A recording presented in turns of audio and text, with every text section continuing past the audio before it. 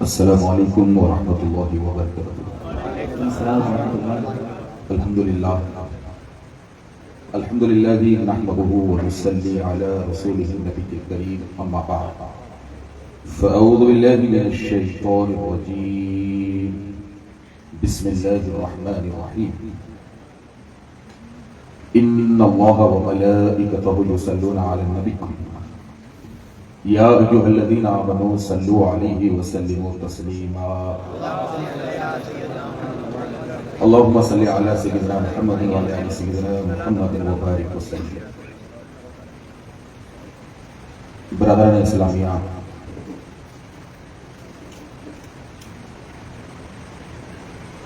سیدھی سی اور سمجھ میں آنے والی بات جو روز اول سے چلے آئی ہے، حقیقت یہی ہے کہ کربلا اتفاق نہیں بلکہ ایک مضبوط منصوبے کا نام ہے۔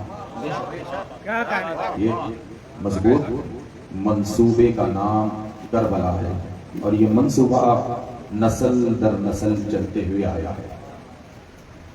اور میرے دوستو، پھر کربلا میں ایک اور سمجھنے والی بات ہے کہ کربلا اور حضرت امام حسین کا کربلا میں گھیرا ایجنڈا بیعت کا نہیں تھا بلکہ ایجنڈا نسل کو مٹانے کا تھا، مدعا نسل کو مٹانے کا تھا۔ اگر یزید کا معاملہ سیدھا حسین سے ہوتا تو کربلا کا ظلم سرکار امام حسین کی شہادت کے بعد ختم ہوتا، نہ خیمے جلتے، نہ معصوم سکینہ کے پیٹ پر کوڑے پڑتے، نہ بی بی زینب بے ندا ہوتا۔ تو صاف صاف الفاظوں میں کہنا ہی سنیت ہے کہ ایک مضبوط منصوبے کا نام کربلا رہا ہے، اور یزید اس کربلا کے مضبوط منصوبے کو بے نقاب کرنے والے شخص کا نام ہے۔ اور میرے دوستو ذرا دیکھیے ایک اور چیز، دنیا کا اصول ہے جو جنگ ہارتا ہے اس کا سر نیچے رہتا ہے، اور جو جنگ جیتتا ہے اس کا سر بلند ہوتا ہے، مگر کربلا نے فطرت کو الٹی بتلایا کہ سر کٹا حسین کا، دل خاموش ہوا حسین کی، روح پرواز کر گئی، اور یزیدی سمجھے ہم جیت گئے، مگر نیزے پہ بلند سر نے بتایا کہ تو کبھی جیت نہیں سکتا، تو کبھی جیت نہیں سکتا۔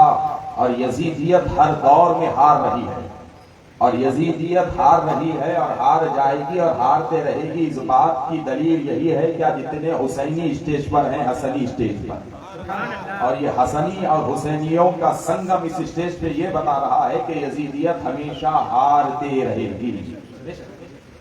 اور پھر یاد رکھو، یزید ایک شخص کا نام نہیں ہے میرے دوستوں، بلکہ یزید فطرت کا نام بھی ہے۔ یزید فطرت کا بھی نام ہے، اور یہ فطرت نسل در نسل منتقل ہوتے آ رہی ہے، اور یہ فطرت لوگوں کے رگوں میں باقی رہے گی، اور یہ فطرت کبھی مٹنے والی نہیں ہے۔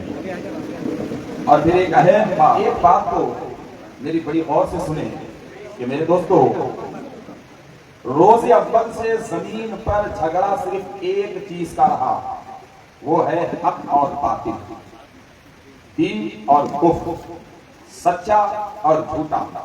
یہ روز اول سے جھگڑا رہا، اور یہ جھگڑا ہر نبی کے دور میں رہا، حق باطل، ایمان کفر، سچا اور جھوٹا، ہر نبی کے دور میں یہ جھگڑا رہا۔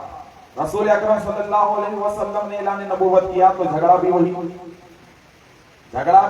وہی، دین اور کفر، اسلام اور کفر، حق اور باطل کا جھگڑا رہا، اور اس جھگڑے میں ہر میدان تیار ہوا، اور ہر میدان میں حق کے سامنے کفر رہا، ہر میدان میں حق کے سامنے کفر مقابلے کے رہا، اور ہر میدان میں حق کے سامنے کفر حق کو مٹانے کے لیے ٹھہرا، اور ہر میدان میں حق اسلام کفر کو کچل کر اپنے پرچم کو بلند کرتا رہا۔ آخرکار اسی حق اور باطل کی لڑائی میں ایسا بھی وقت آیا کہ مکہ فتح ہوا، اور دین مکمل ہونے کی آیت بھی ایک دور میں اتر گئی، حجۃ الوداع کے موقع پر دین مکمل ہو گیا، رسول اکرم صلی اللہ علیہ وسلم کے حیات ظاہری کی تکمیل ہو گئی، خلفاء کا دور شروع ہوا۔ تو یہ حق اور باطل کی لڑائی چلتے رہی، کبھی حق کی لڑائی کافروں کے ساتھ، کبھی حق کی لڑائی یہودیوں کے ساتھ، کبھی حق کی لڑائی عیسائیوں کے ساتھ، یہ لڑائی چلتی رہی، مگر میرے دوستو یہ میدان ایک ہی رہا، مدعا ایک ہی رہا، لڑائی چلتی رہی اور قیامت تک چلتی رہے گی۔ آخرکار ایک دور ایسا بھی آیا اور وہ دور میں ہم زندگی گزار رہے ہیں اور اسی دور میں ہم چل رہے ہیں کہ ایک دور تھا کہ حق کی لڑائی باطل سے ہوتی تھی، مسلمان کی لڑائی اسلام کے لیے یا تو کافر سے ہوتی تھی، یا تو عیسائی سے ہوتی تھی، یا تو یہودیوں سے ہوتی تھی، مگر آج کا دور دیکھا جائے تو مسلمان اور مسلمان میں ہدایت اور گمراہی کا جھگڑا ہے۔ اگر آج کا دور دیکھا جائے تو مسلمانوں ہی میں ہدایت اور گمراہی کا جھگڑا ہے، مسلمانوں ہی میں حق اور باطل کا جھگڑا ہے، اور ایک مسلمان دوسرے مسلمان کو گمراہ کہہ رہا ہے، ایک مسلمان دوسرے مسلمان کی جماعت کو باطل ٹھہرا رہا ہے۔ تو تھوڑا سمجھنے والی بات ہے کہ یہ ایجنڈا مسلمانوں میں آیا کیسے؟ جو ایجنڈا اور جو مقصد کے لیے مسلمان جیتا تھا اور جس مقصد کو حاصل کرنے کے لیے مسلمان غیروں سے لڑتا تھا، آج وہی مقصد الٹا ہم لوگوں کے اوپر استعمال ہو رہا ہے، اور آج مسلمانوں کی دو بڑی جماعتیں ہو گئے ہیں اور دونوں مسلمان حق اور باطل سے ایک دوسرے سے لڑ رہے ہیں۔ ہدایت اور گمراہی کے لیے مسلمان ایک دوسرے سے لڑ رہے ہیں، ایک دوسرے سے لڑ رہے ہیں۔ تو بڑے سوچنے کے بعد ایک چیز ذہن میں آتی ہے کہ کہیں نہ کہیں کچھ نہ کچھ کمی ہے، کہیں نہ کہیں کچھ نہ کچھ کمی ہے۔ اور پھر دیکھیے حقیقت ہے، نماز بھی پڑھ رہے ہیں، روزہ بھی رکھتے ہیں، زکات بھی دیتے ہیں، حج بھی ادا کرتے ہیں، ہر چیز کرتے ہیں، ہر چیز کرتے ہیں، مگر پھر بھی گمراہی پر ہیں، اہل سنت سے ہٹ گئے، گمراہ ہو گئے۔ اب ہم نے پوچھا بھائی وہ نماز بھی پڑھ رہا ہے، وہ روزہ بھی رکھ رہا ہے، وہ زکات بھی دیتا ہے، وہ حج بھی کرتا ہے، اس سے کیوں لڑتے ہو؟ تو آپ کہیں گے کہ مولانا وہ گمراہ ہے، فلاں فرقے سے اس کا تعلق ہے۔ اب اس فرقے والے سے ہم جا کے کہیں گے بھائی اہل سنت کو تو گمراہ کیوں کہہ رہا ہے؟ تو وہ کہیں گے کہ نہیں ان کے عقائد خراب ہو چکے ہیں۔ اب ہم اہل سنت میں آئیں اور کہیں کہ بھائی سنی کیوں لڑ رہا ہے؟ تو پھر ایک سنی دوسرے سنی کو کہے گا کہ نہیں وہ رافضی ہو چکا ہے، نہیں وہ رافضی ہو چکا ہے، وہ شیعہ ہو چکا ہے۔ تو ہم نے پوچھا بھائی وہ شیعہ کیوں ہوا ہے، وہ رافضی کیوں ہوا ہے؟ تو بس منہ اٹھا کر کہہ دیتے ہیں کہ دیکھتے نہیں وہ تعزیہ اٹھاتا ہے، دیکھتے نہیں وہ علم اٹھاتا ہے، تو اچھا وہ تعزیہ اٹھاتا ہے تو رافضی ہو گیا، وہ علم اٹھاتا ہے تو وہ شیعہ ہو گیا، تو علم اٹھانے والا شیعہ ہے، تعزیہ اٹھانے والا شیعہ ہے، تعزیہ اٹھانے والا گمراہ ہے۔ تو ایک چیز میرے سمجھ میں آ گئی کہ بھائی جان سب سے پہلی بات زمین کی نظر میں حسین کیا ہے تم وہ دیکھو، زمین کی نظر میں حسین کیا ہے تم دیکھو۔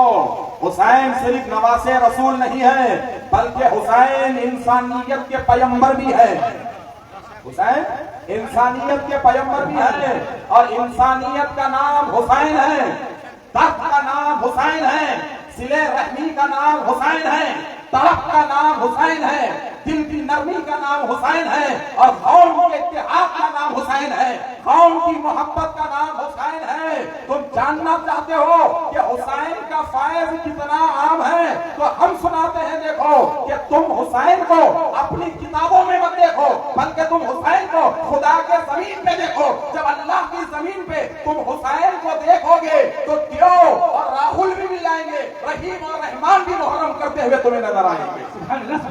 رحیم اور رحمان بھی، دیو اور راہل بھی مل کر محرم کرتے ہوئے نظر آئیں گے۔ تو حضرات محترم یہاں سمجھنے والی بات ہے کہ تم امام حسین کو کتاب سے مت پڑھو، نبی کی نسبت سے دیکھو، نبی کی نسبت سے دیکھو۔ ایک اور چیز جناب تھوڑا دیکھو، جب جھگڑا ہدایت کا ہے اور ہر کوئی سیدھا راستہ چاہتا ہے تو نماز سے بڑی کوئی عبادت نہیں ہے۔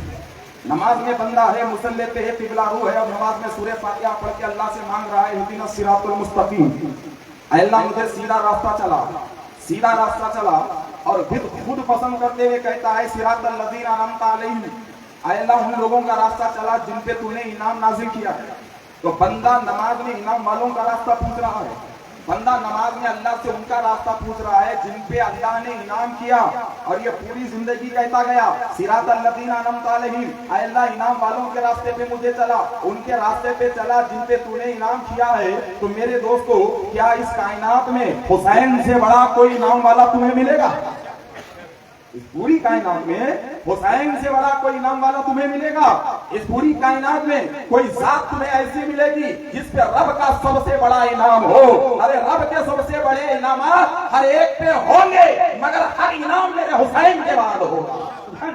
हर इनाम उनके हुसैन के सदके में होगा। तो जब नमाज में कहते हो इहदिनस सिरातल मुस्तकीम, तो जरा जहन को दौड़ाओ, क्या इस रुए जमीन पर हुसैन से बड़ा इनाम वाला कोई हो सकता है? हसन से बड़े कोई इनाम वाले हो सकते हैं? इमाम ज़ैनुल आबिदीन से बड़े कोई इनाम वाले हो सकते हैं? तो भाई जब तू नमाज में सीधे रास्ते की दुआ करता है और इनाम वाले रास्ते को तू पूछता है, तो फिर इनाम वालों के इमाम से तू मोहब्बत क्यों नहीं करता? रास्ता तो तुझे इनाम वाला चाहिए, मगर दिल में निफाक इनाम वालों के इमाम से है, दिल में निफाक इनाम वालों के सरदार से है। तो जब तक अहले बैत से दिल में निफाक रहेगा और अहले बैत का जिक्र अगर तुम्हारे दिल में बर्दाश्त नहीं होगा, तो नमाज में पूछे जाने वाला रास्ता तुम्हें कभी नहीं मिलेगा। नमाज में पूछे जाने वाला रास्ता तुम्हें कभी नहीं मिलेगा। इसलिए कि जो रास्ता तू मांग रहा इनाम वालों का, उन्हीं इनाम वालों के सरदारों को अहले बैत कहते हैं, उन्हीं इनाम वालों के सरदारों को अहले बैत कहते हैं। अब मेरी आखिरी बात ज़हन में रखिए, बड़े ही इज्ज़त इंकिसारी के साथ रोज कहते हैं इहदिनस सिरातल मुस्तकीम, इहदिनस सिरातल मुस्तकीम। अल्लाह सीधा रास्ता चला, सीधा रास्ता चला, सीधा रास्ता चला, मगर आज तक कोई ये नतीजे पे नहीं निकला कि वो कौन से रास्ते पे चल रहा है। इसलिए कि हर साल एक नई किताब एक नया रास्ता बताती है, एक नई किताब एक नया रास्ता बताती है। और मेरे दोस्तों वो दौर चला गया, वो दौर चला गया जब किताबें लिखी जाती थी तो हस्तियां भी थी, मगर आज के दौर में कुछ हजरात ऐसे हैं जो कलम में अपनी मर्जी को चलाते हैं, कलम में अपनी मर्जी को चलाते हैं। तो नमाज में हम कहते हैं इहदिनस सिरातल मुस्तकीम, इहदिनस सिरातल मुस्तकीम। आय अल्लाह हमें सीधे रास्ते पे चला, सीधे रास्ते पे चला, और नमाज में सीधा रास्ता मांग रहे हैं। तो मेरे दोस्तों मैं आपको पूछता हूँ, क्या अली की जात से बड़ा कोई सीधा रास्ता है? क्या मौलाए कायनात से बड़ा कोई सीधा रास्ता है? क्या मौलाए कायनात की जिंदगी से बड़ा कोई सीधा रास्ता है? क्या मौलाए कायनात की इताअत से बड़ा कोई सीधा रास्ता है? क्या मौलाए कायनात से मोहब्बत से बड़ा कोई सीधा रास्ता है?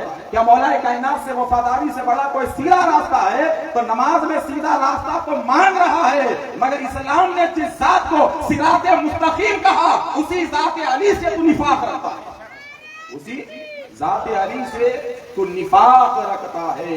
तो हजरात मोहतरम, एक चीज जहन में रखिए कि इबादत उस वक्त तक कामिल नहीं जब तक कि अहले बैत की मोहब्बत तुम्हारे दिल में नहीं, अहले बैत की मोहब्बत तुम्हारे दिल में नहीं। इसलिए कि मेरे दोस्तों, परवरिशे मुस्तफा का नाम अहले बैत, मेरे नबी के परवरिश का नाम अहले बैत है। तुम अहले बैत से निफाक को अपने दिल में रखोगे, अहले बैत के जिक्र को तुम पसंद नहीं करोगे, अहले बैत के शहजादों के जिक्र को छोड़ छोड़ कर तुम गलियों में छुप छुप कर फिरोगे, तो गोया कि तुमने सिर्फ और सिर्फ ला इलाहा इल्लल्लाह को पढ़ लिया, मगर नबी की अजमत को तुमने अपने दिल में नहीं उतारा, नबी की अजमत को तुमने दिल में नहीं उतारा। और ये दुनिया का उसूल है, आप अगर घर से मोहब्बत करते हैं और घर वाले से नफरत करते हैं, तो क्या आपकी मोहब्बत पूरी हो जाएगी?